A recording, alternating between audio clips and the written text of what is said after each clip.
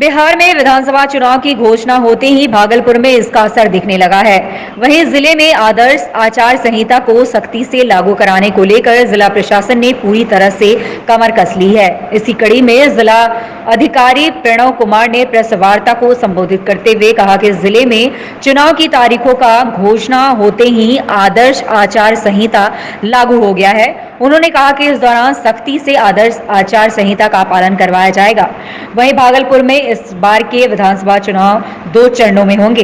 28 अक्टूबर को प्रथम चरण में कहलगांव और सुल्तानगंज विधानसभा, जबकि 3 नवंबर को दूसरे चरण में बीरपुर, गोपालपुर, भागलपुर, नाथनगर और पीरपैंती विधानसभा में मतदान होगी। किया गया है, जहां पे जो अंतर्राज्यीय चेक पोस्ट भी हैं और अंतर जिला चेक पोस्ट भी हैं और वहां पे लगातार चेकिंग कराई जाएगी। एसएसटी यहाँ पे भागलपुर में करीब 17 एसएसटी है, स्टैटिक सर्विलांस टीम, और 15 फ्लाइंग स्क्वाड टीम है जो कि भ्रमणशील रह करके अलग अलग जगहों पे भ्रमणशील रहेगी और चेकिंग करेगी।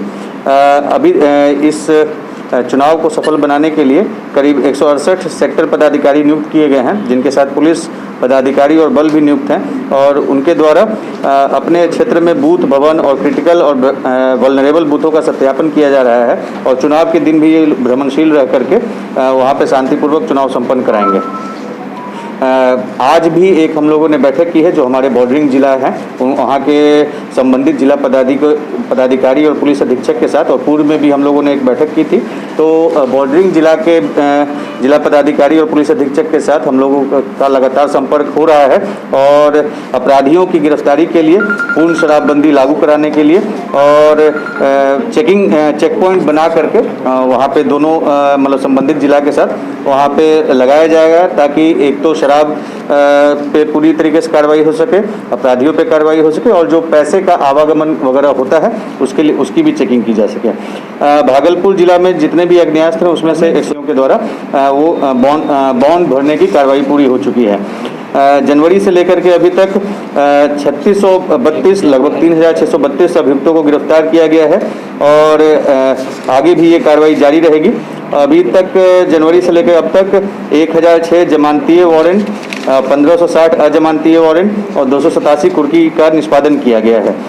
साथ ही साथ गोराडीह और लोधीपुर के क्षेत्र में अवैध रूप से जो मिनीगन फैक्ट्री का उद्भेदन किया गया है और जो हथियार बनाने के कार्रवाई की जा रही थी उसको ध्वस्त किया गया है। शराबबंदी पे हमारे ब्रीफ करूंगी।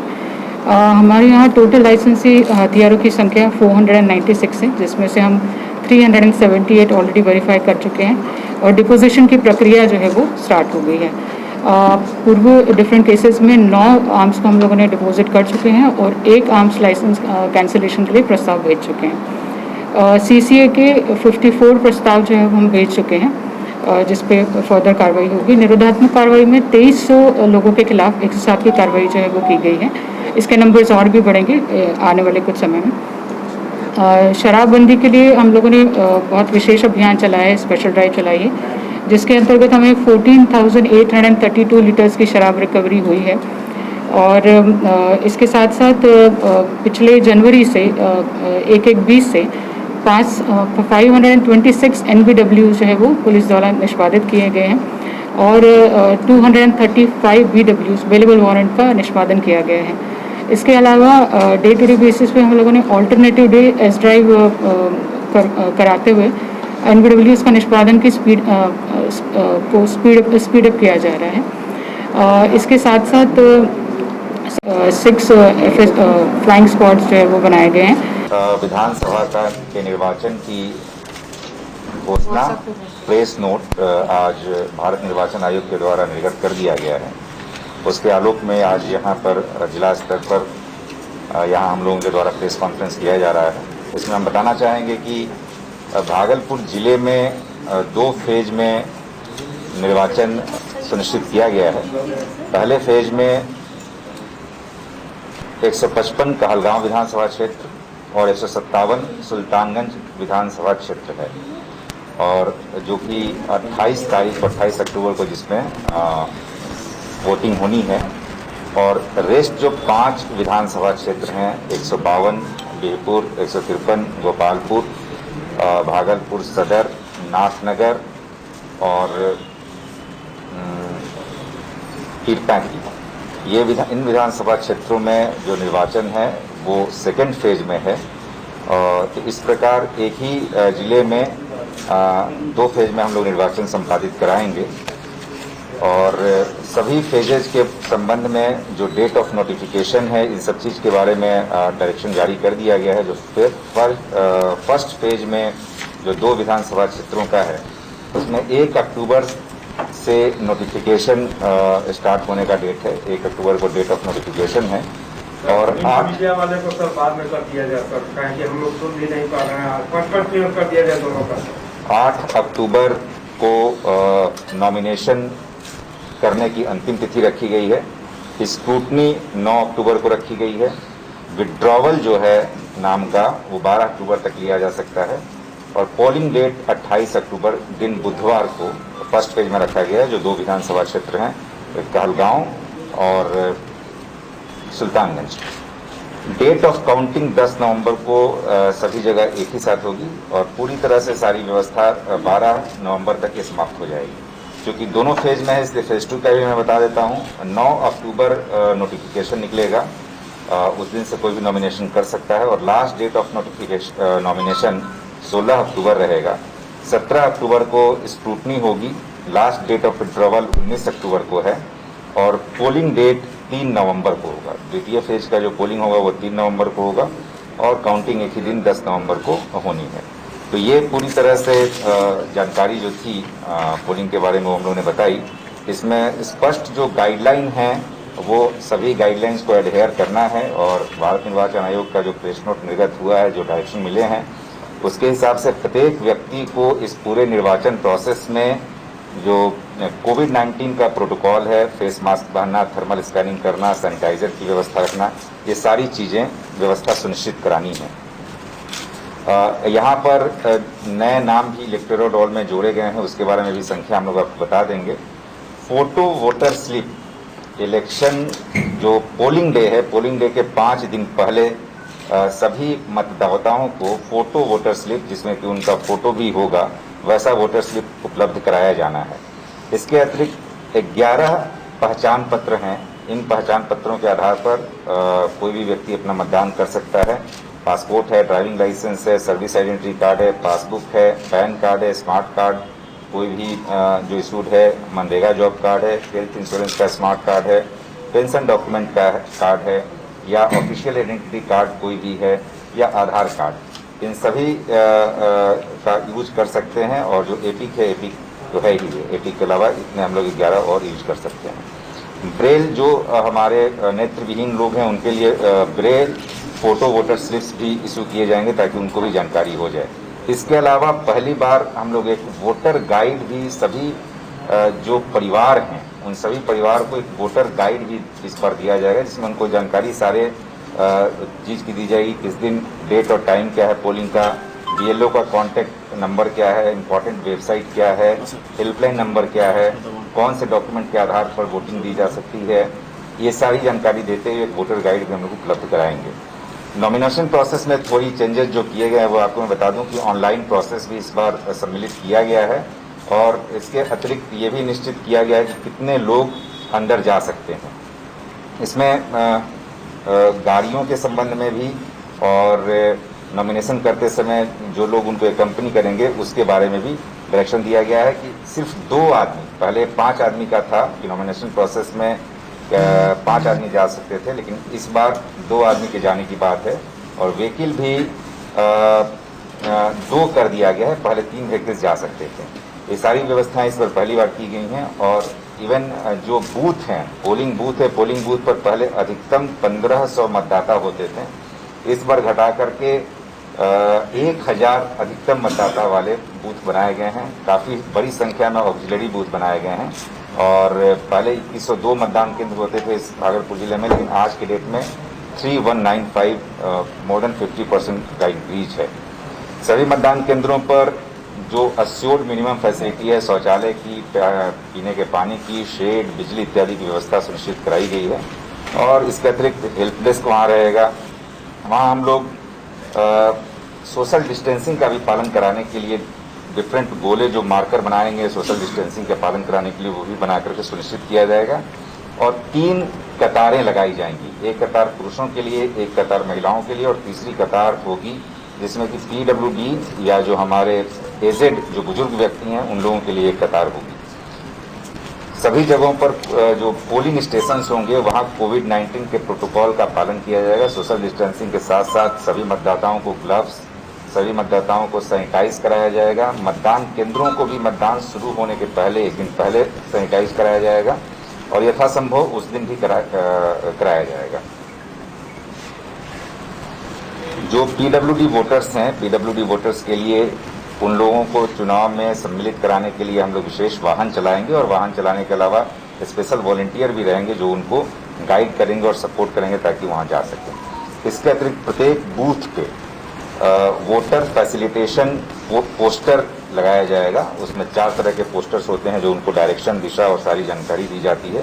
तो वोटर फैसिलिटेशन पोस्टर भी रहेंगे और वोटर असिस्टेंस बूथ ये होता है जिसमें कि बीएलओ या कोई प्राधिकृत कर्मी रहता है और उसमें कोई भी मतदाता आएगा तो उसको सूचना दी जाती है, उसका किस सीरियल नंबर पर नाम है वो जानकारी दी जाती है। ये भी प्रत्येक बूथ पर, प्रत्येक लोकेशन पर हम लोग सुनिश्चित कराएंगे।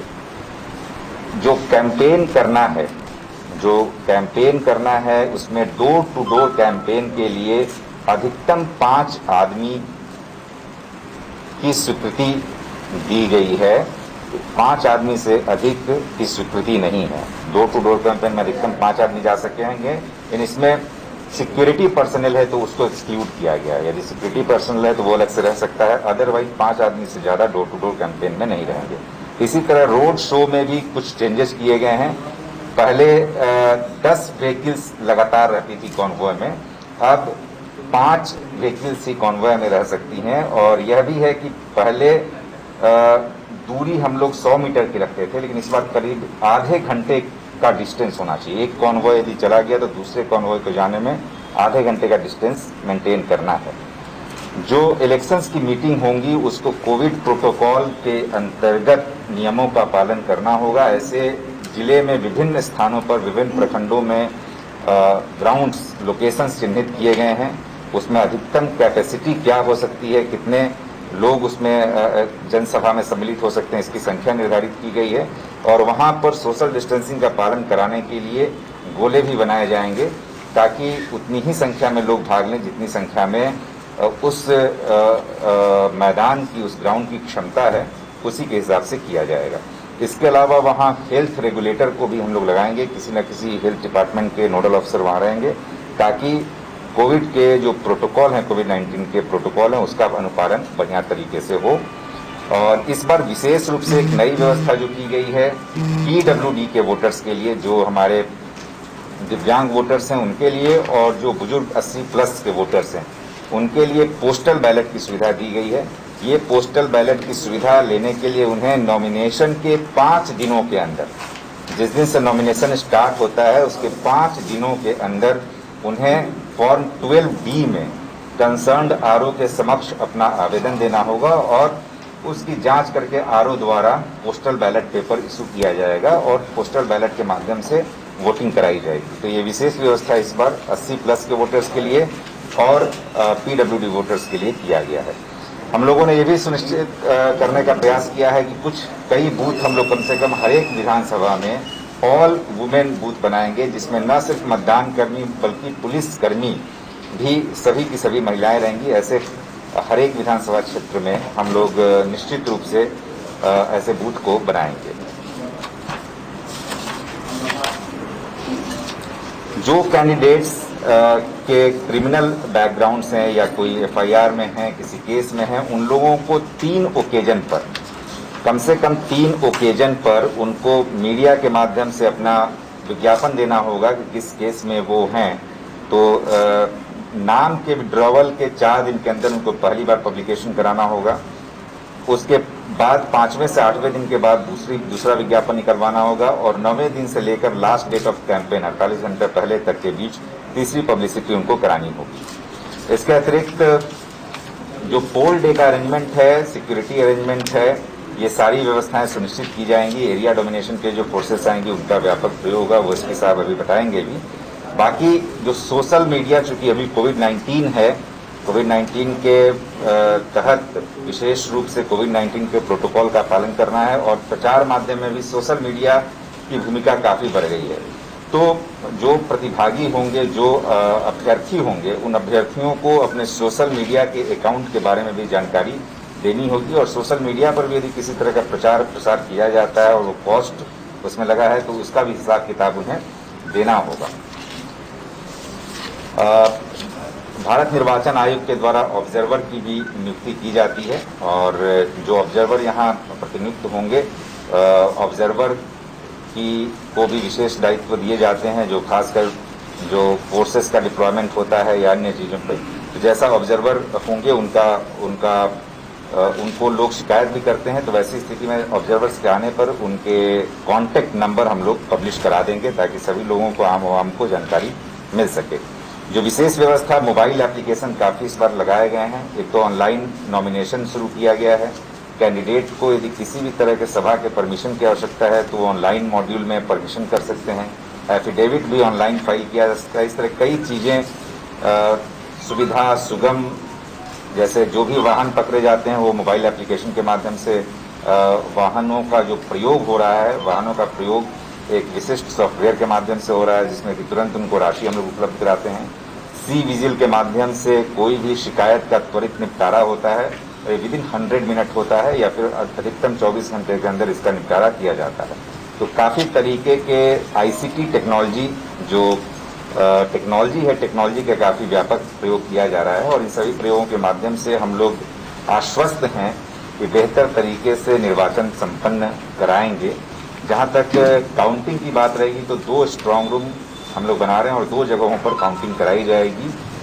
एक महिला ITI जो है और दूसरा पॉलिटेक्निक कॉलेज है, इन दोनों जगह पर काउंटिंग कराने की व्यवस्था की गई है और काउंटिंग के लिए भी इस बार विशेष व्यवस्था सोशल डिस्टेंसिंग को लेकर के यह की गई है कि पहले एक हॉल में हम लोग 14 टेबल रखते थे। इस बार सोशल डिस्टेंसिंग का पालन करने के लिए, लोगों की भीड़ कम हो इसके लिए 2 हॉल में हम लोग करा रहे हैं। 7-7 टेबल रखा जा रहा है और 2 हॉल में कराया जा रहा है और इसके अतिरिक्त प्रत्येक टेबल पर CCTV कैमरा की व्यवस्था रहेगी ताकि लोगों को वहां नजदीक आकर देखने की आवश्यकता ना पड़े, बल्कि वो कोई बड़े डिस्प्ले पर रिजल्ट, जो EVM का प्रत्येक कंट्रोल यूनिट में जो रिजल्ट आएगा, किसी बड़े डिजिटल डिस्प्ले यूनिट पर भी उसको डिस्प्ले किया जाएगा ताकि लोगों को किसी तरह की भीड़ की जरूरत न पड़े और आराम से वो रिजल्ट भी देख सकें। और अभी लगातार प्रशिक्षण का कार्यक्रम चलाया जा रहा है। पुलिस पदाधिकारियों को भी प्रशिक्षण चलाया जा रहा है और जो पोलिंग पर्सनल हैं उनको भी प्रशिक्षण दिया जा रहा है। इसके अतिरिक्त सेक्टर मजिस्ट्रेट और सभी लोगों के द्वारा जो कार्रवाई की जानी है, वल्नरेबल पॉकेट्स की पहचान की जानी है, वल्नरेबल लोगों की पहचान की जानी है, वो सभी कार्य कराए जा रहे हैं। SDOs को डायरेक्शन दिया गया है कि थाने लेवल पर कैंप कोड करके 107 का यथाशीघ्र निस्तारण करें और सभी जगहों पर हम लोगों की विशेष नज़र है। विशेष रूप से मैं SSP भागलपुर, SP नवगछिया से अनुरोध करूंगा कि इस संबंध में कुछ बताएंगे।